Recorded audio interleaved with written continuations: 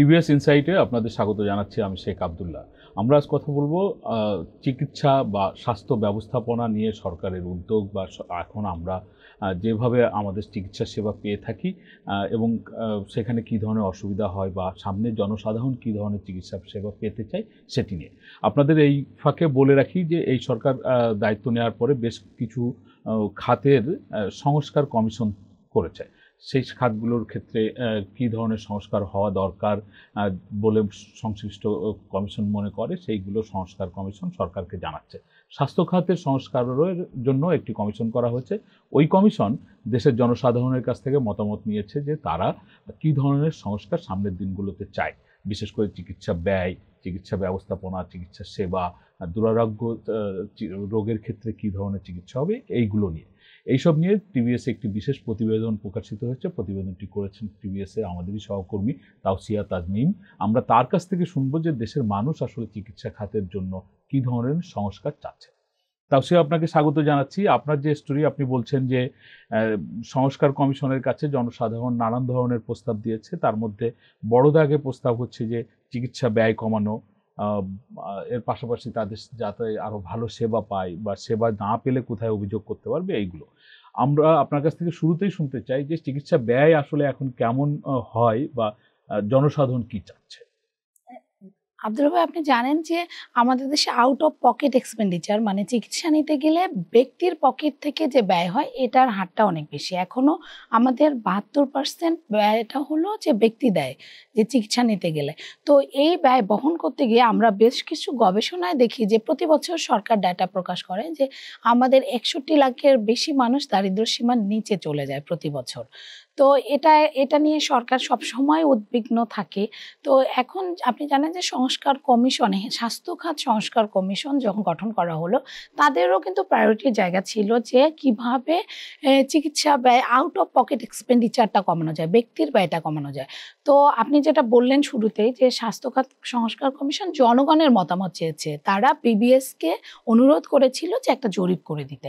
তো সেই জরিপে দেখা যায় যে 92% মানুষ চায় যে চিকিৎসা ব্যয় বহন করতে, যে সাধারণ মানুষ যে 72 টাকা দিচ্ছে 100 টাকার মধ্যে, সরকার যে অংশগ্রহণটা কম, তো সরকারের ভাগটা যেন বাড়ানো হয়, যে জনগণের খরচটা যেন কমে যায়। তাহলে গিয়ে এই চিকিৎসা নিতে গিয়ে যে দারিদ্র্য সীমার নিচে নেমে যাচ্ছে মানুষ, সেটা কমে যাবে।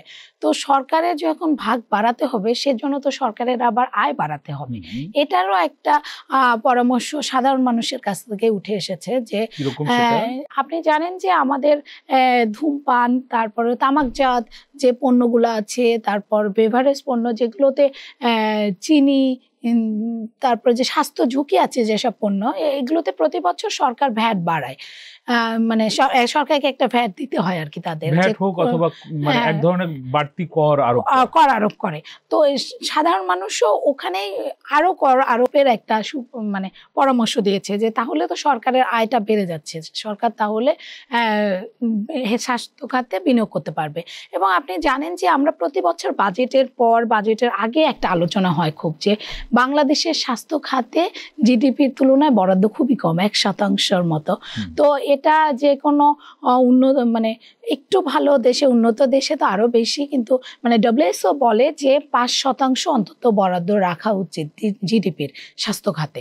তো আমাদের এটা 1%-র কাছাকাছি থাকে সব সময়। তো এই যে বরাদ্দ থাকে, এই বরাদ্দের একটা বড় অংশ চলে যায় বেতন ভাতায়, চলে যায় অবকাঠামো নির্মাণে চলে যায়। এবং তারপরেও আপনি জানেন, যেটা আপনি বলতে চাচ্ছেন যে টাকা ফেরত যায়, আমাদের খরচ করতে পারে না, এটা একটা ব্যর্থতা থাকে। কিন্তু তারপরেও যে সেটা নিয়েও আমরা প্রতি বছর কথা বলি যে সেই জায়গাগুলোতে মানে খরচ করার জন্য যে দক্ষতা, সেই জায়গার দক্ষ জনবল নিয়োগ দিতে হবে।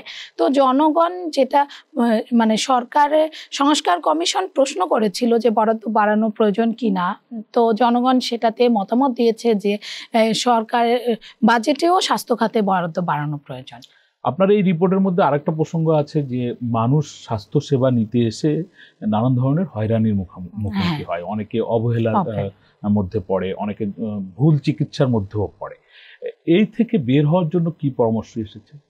এখানে একটা জরিপে উঠে এসেছে যে 38% মানুষ বলছে যে তারা চিকিৎসা সেবা নিতে গিয়ে অযত্ন, অবহেলা, ভুল চিকিৎসার শিকার হয়। এটা কিন্তু বিরাট ব্যাপার। হ্যাঁ, মানে 100 জন লোকের মধ্যে 38 জন লোক হ্যাঁ, এরকম পড়লে মানে তার মানে সেবা যারা দেন ওনারা আসলে কি করেন? মানে এটা না এটা মানে শুধু চিকিৎসা তো শুধু চিকিৎসকরা দেয় না, অযত্ন অবহেলার যে অনেক বিষয়গুলো আমরা স্বাস্থ্য খাতে শুধু চিকিৎসকদের না, দায়ী আমি করে, শুধু মানে চিকিৎসকদের কথা বলছি হসপিটাল না। আমি বলছি যে ব্যবস্থাপনা অনেক মানে দায়ী। পুরো সেবা সিস্টেমটাই আসলে প্রশ্নবিদ্ধ, দায়বদ্ধ হয়ে যায়।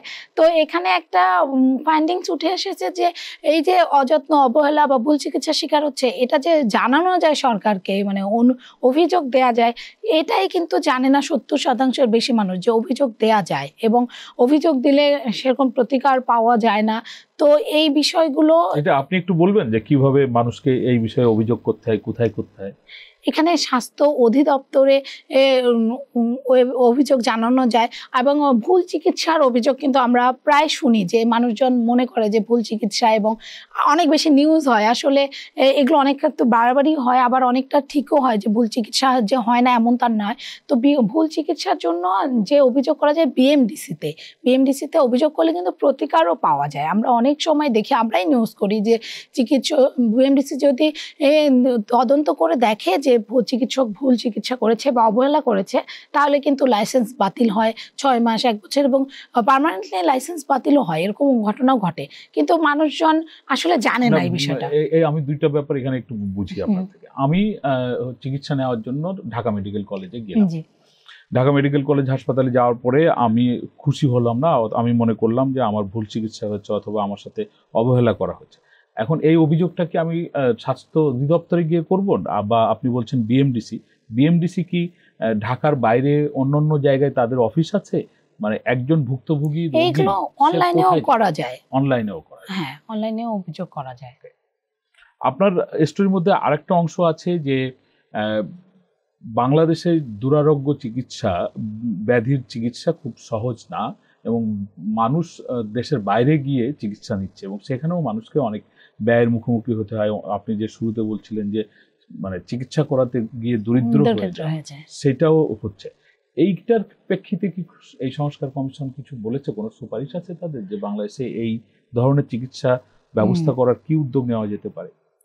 আপনি জানেন যে আমাদের দেশে যে রোগগুলোতে বেশি বিদেশে যায়, যে cancer, kidney transplant, heart transplant আর ইনফার্টিলিটি। তো আমাদের এই জরিপেও দেখা গেছে 10টি রোগের মধ্যে এগুলোই শুরুতে আছে, যে এই রোগগুলোতে বেশি বিদেশে যায়।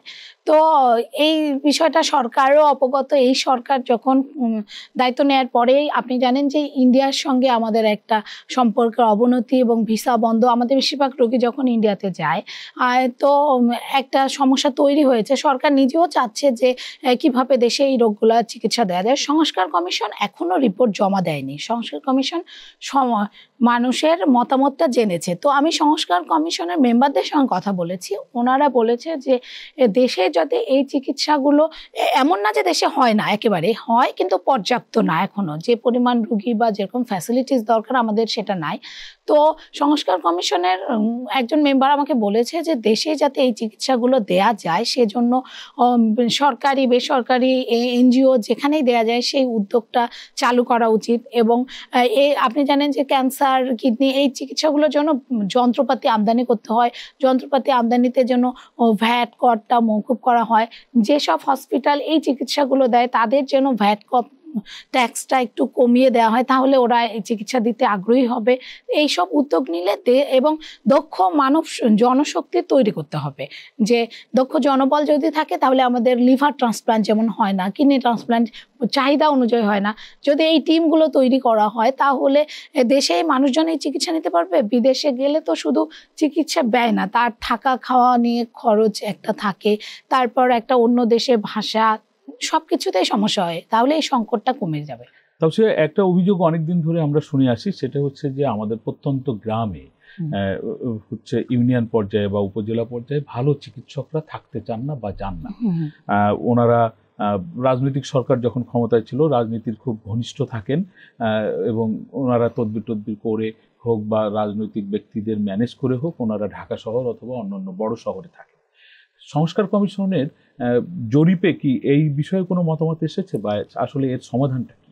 জরিপে এটাই উঠে এসেছে যে ৭৫% মানুষ চায় না যে চিকিৎসক, মেডিকেল কলেজের শিক্ষক, স্বাস্থ্য সেবায় জড়িত যে সরকারি কর্মকর্তা কর্মচারীরা রাজনীতি করুক।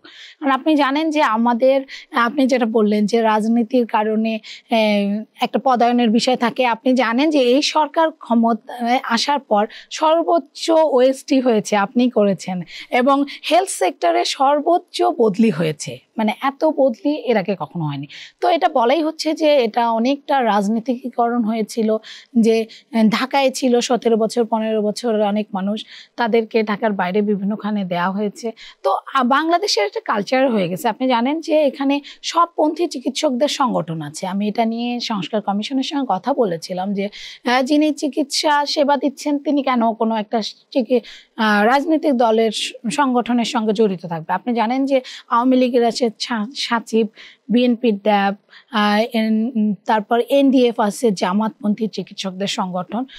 তো তখনও সক্রিয় ছিল, এখনও কিন্তু সক্রিয় আছে। রাজনীতিকীকরণ যে একেবারে বন্ধ হয়েছে তা না। তো সংস্কার কমিশনও এই সুপারিশটা দেখেছে, তারাও সুপারিশ করতে চায় যে চিকিৎসকরা যেন রাজনীতির সঙ্গে জড়িত না থাকে এবং রাজনীতিটা একটু আলাদা করে রাখা যায় চিকিৎসা দেওয়ার ক্ষেত্রে। ধন্যবাদ তাওসিয়া আপনাকে। আমরা এতক্ষণ ধরে তাওসিয়ার কাছ থেকে শুনছিলাম আমাদের আসলে চিকিৎসা ব্যবস্থায় মূল সমস্যাগুলো কোথায়। আমাদের খরচ অনেক বেশি, এবং এখানে খুব বড় কথা হচ্ছে এরকম যে চিকিৎসা ব্যয় করতে গিয়ে দেশের অনেক মানুষ দরিদ্র হয়ে পড়ছে। একটা মানুষ ভালো ছিল, স্বাভাবিক জীবনযাপন করছিল, কিন্তু উনি দরিদ্র সীমার নিচে নেমে গেলেন। মানুষ চায় যে সরকার যাতে এমন একটা ব্যবস্থা যাবে, বা স্বাস্থ্য খাতে বরাদ্দে এমন একটা ব্যবস্থা রাখবে যাতে মানুষের পকেট থেকে খরচ কম হবে, হাসপাতালগুলো থেকে সে যাতে বেশি বেশি চিকিৎসার সুযোগগুলো পেয়ে যায়। পাশাপাশি চিকিৎসায় হয়রানি অথবা অবহেলা অথবা ভুল চিকিৎসা এগুলো যাতে না হয়, সেটিও জনগণের একটা প্রত্যাশা। মানুষ চায় যে চিকিৎসকরা রাজনীতি করবেন না, তারা প্রত্যন্ত এলাকায় গিয়ে সাধারণ মানুষকে সেবা দিবেন, অথবা তারা তাদের দায়িত্ব যেভাবে হওয়া উচিত ঠিক সেইভাবে পালন করবেন। আমরা প্রত্যাশা করি যে সংস্কার কমিশন যে প্রস্তাবগুলো সরকারের কাছে দিবে, সরকার সেগুলো বাস্তবায়নের উদ্যোগ নেবে। এই সরকার না পারলেও সামনের যে সরকার আসবে সেই সরকারও যাতে সেটা বাস্তবায়ন করে, সেটি আমাদের প্রত্যাশা। আমাদের আলোচনা আপনাদের ভালো লাগলে আপনারা শেয়ার করবেন, লাইক করবেন। আপনাদের সকলকে ধন্যবাদ।